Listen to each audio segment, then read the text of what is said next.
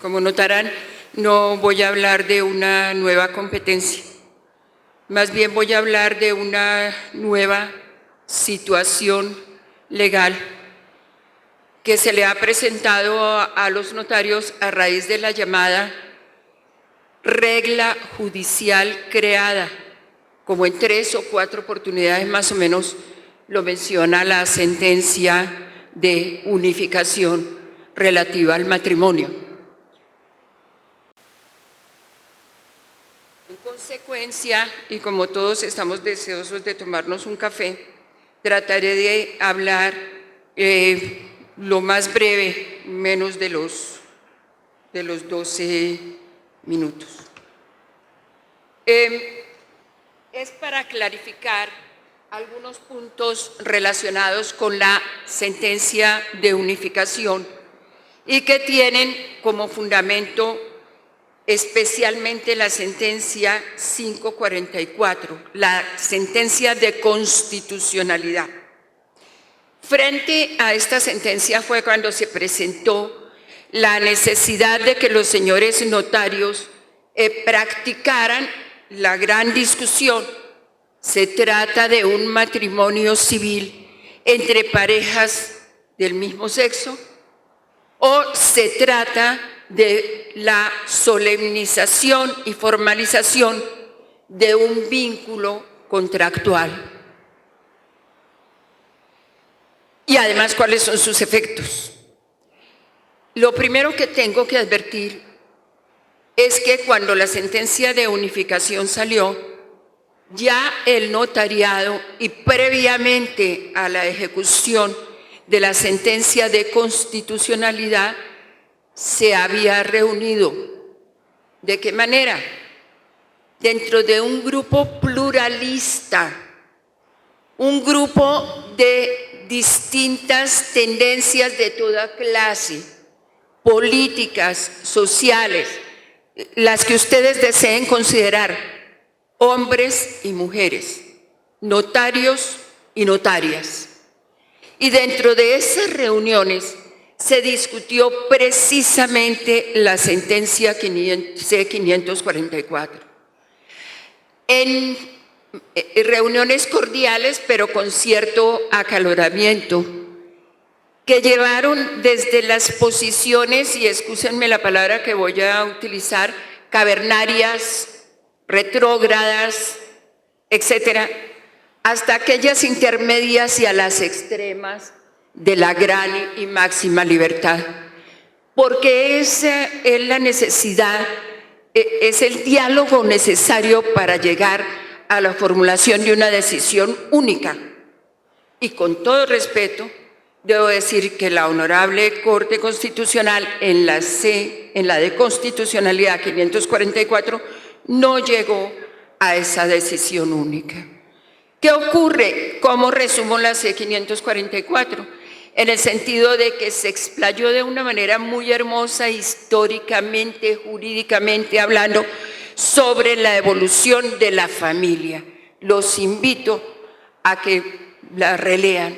Y al hablar sobre la evolución de la familia, profundizó en sus orígenes y tuvo en cuenta fundamentalmente el artículo 42 de la Constitución Nacional, el que luego también fue el fundamento para la sentencia de unificación.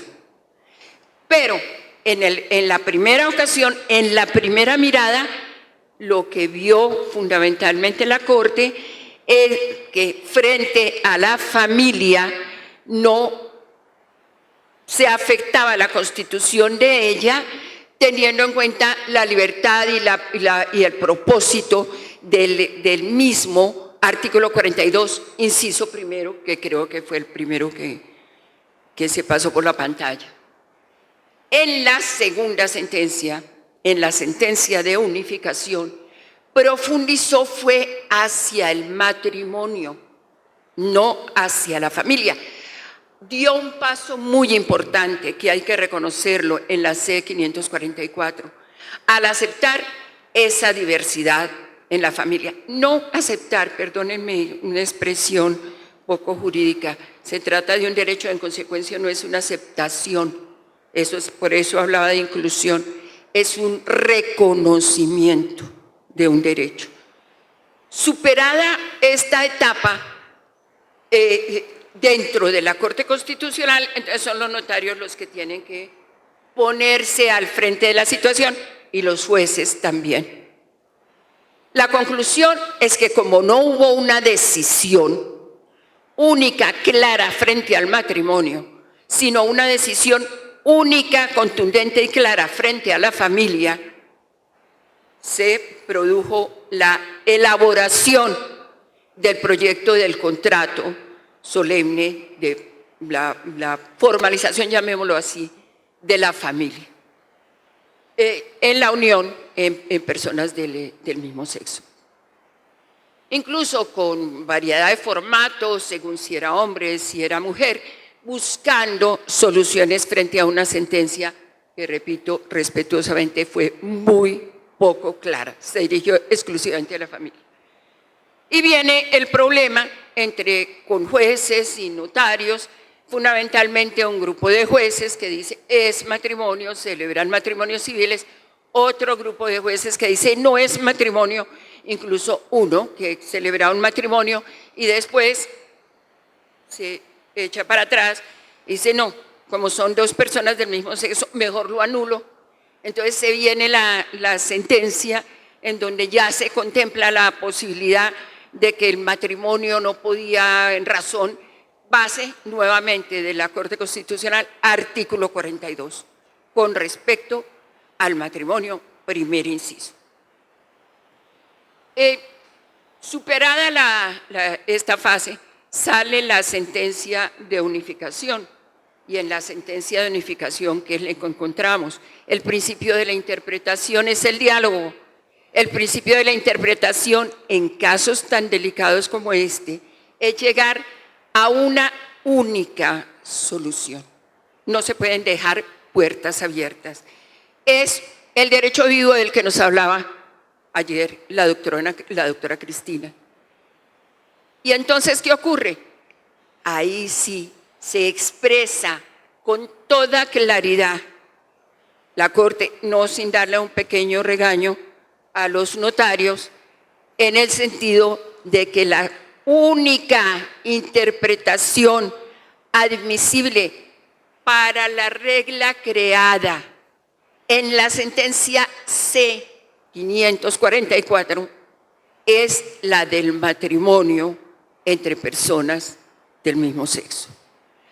Y lo dice con claridad, incluso no solamente lo anoté, sino tengo páginas, si las encuentro, en donde los invito a que la lean. Pero bueno, aquí.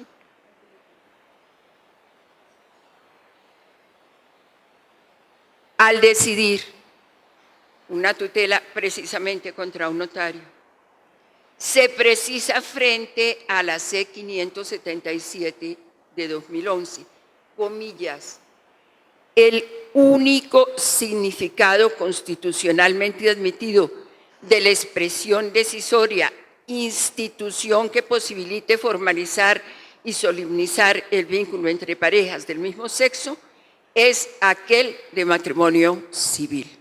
Cierro comillas. No nos deja entonces la menor duda.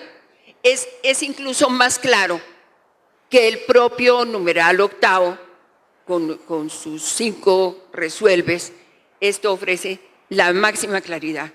¿Y quién hace esto? Precisamente el intérprete natural, el único que podía interpretar no con autoridad, porque esa es norma del Congreso, sino en materia de constitucionalidad este tipo de providencias. Regla judicial creada. Creada esta regla judicial, ¿qué es lo que nos lleva a pensar? Los efectos de la misma. ¿Cómo se va a aplicar en ciertos casos especiales o en los casos de común ocurrencia? La Unión Colegiada de Notariado Colombiano les envió el memorando 1327 en donde le da una sugerencia, hace una presentación, no es ni orientación, ni es una circular obligatoria, ni nada, sino la preocupación por ilustrar al notariado en esta nueva situación con respecto a la celebración en sede notarial de este tipo de matrimonio. Y entonces se analiza la 577, la de constitucionalidad y la sentencia de unificación. Pero entonces, ¿a qué nos lleva? Los cimientos de la interpretación única son principalmente la dignidad humana en cuanto a principio y valor, y el derecho a la igualdad en cuanto a principio, valor y derecho fundamental, cuya aplicación eficaz pone fin a un régimen jurídico discriminatorio. Palabras de la Corte. La Corte hace hincapié en que deben ser respetadas, comillas, las limitaciones referidas a ciertos grados de consanguinidad, edad, ausencia de consentimiento libre o existencia de otro vínculo matrimonial. Página 148. Vale decir, si entramos en lo que en principio en lenguaje común llamémoslo el matrimonio igualitario. ¿Cuál es la conclusión? Algunas. El acto o contrato de formalización o solemnización de vínculo contractual no existe, como se dijo en este comunicado, desde el 28 de abril de 2016. No existe matrimonio igualitario ni homosexual ni heterosexual, eso lo digo yo, sino matrimonio civil, sin apelativos reductivos, mientras esto llega al lenguaje del derecho, al lenguaje de las universidades, etc. Los aspectos de fondo, requisitos de validez del contrato, impedimentos, derechos y deberes, deben respetarse en igualdad de condiciones. Las formas de trámite en sede notarial son uniformes y no han sido modificadas. Las normas de familia y relacionadas, este es el punto que me despierta alguna inquietud, se leen en marcos de igualdad, lo que obliga al notario no a interpretarlas. No sé, ahí diferimos un poco, en el sentido de que la propia Corte dijo que se había presentado una confusión en diversas interpretaciones. Entonces, para evitar los problemas con los que yo no me preocupo tanto de responsabilidad del notariado, creo que lo hacen muy bien para vivir tan nerviosos con ese asunto. No lo lleva a interpretarla, sino a aplicar la nueva regla jurídica en todos los casos en que ella incide. Dirán ustedes que soy exagerada, pero ¿cómo en qué casos incide? Nos lleva a lecturas, a nuevas lecturas de las normas, lo cual me recuerda a un ilustre tratadista uruguayo que dice que los desarrollos contemporáneos de la teoría jurídica no se reflejan en la mayoría de los textos, pues estos se mantienen fieles a una concepción obsoleta del derecho. Este concepto nos lleva a examinar una problemática que, en mi opinión, objetivice la realidad actual de la organización social y las construcciones técnicas en la aplicación del derecho, a partir de lo cual es válido generar soluciones útiles para problemas prácticos. Nos atropella la vida, nos atropella la tecnología, llegan ante ustedes los problemas y ante el caso concreto y el derecho fundamental deben resolverlos. Entonces se van a encontrar situaciones en que, aun cuando el código, el artículo 113 ya está definido y deberíamos leerlo distinto, ya no es un hombre y una mujer, sino dos personas. El artículo 42 de la Constitución, en el inciso sexto, nos lleva a través del matrimonio a otra serie de situaciones, como sería la procreación con asistencia científica. Entonces nos encontramos casos que, excúsenme, no lo he inventado, conocido, y creo que ustedes lo conocen, no quiero referirme a cuando lo conocen más, y fue bien complicado el caso de Sabaneta. Voy a irme para otro caso que se presenta en Ecuador, y creo que lo conocen, donde una pareja transgénero, recuerden que en ese caso ya aquí en Colombia fue autorizado el cambio del componente de género en el folio. Entonces, ¿qué ocurre? Una pareja transgénero, ambos, el hombre que adopta su identidad de género como mujer, ella, mujer físicamente, que adopta su identidad de género como hombre, sin intervenciones quirúrgicas, ni siquiera estamos cayendo en el 42, inciso sexto de la Constitución, y ella, la última, la embaraza a él. Ustedes vieran el conflicto en la clínica, está lo pueden además revisar. Imagínense la situación, pero no es esa la situación que nos preocupa. Yo pregunto es, frente a las disposiciones, frente al derecho, ¿qué ocurre, por ejemplo, con el artículo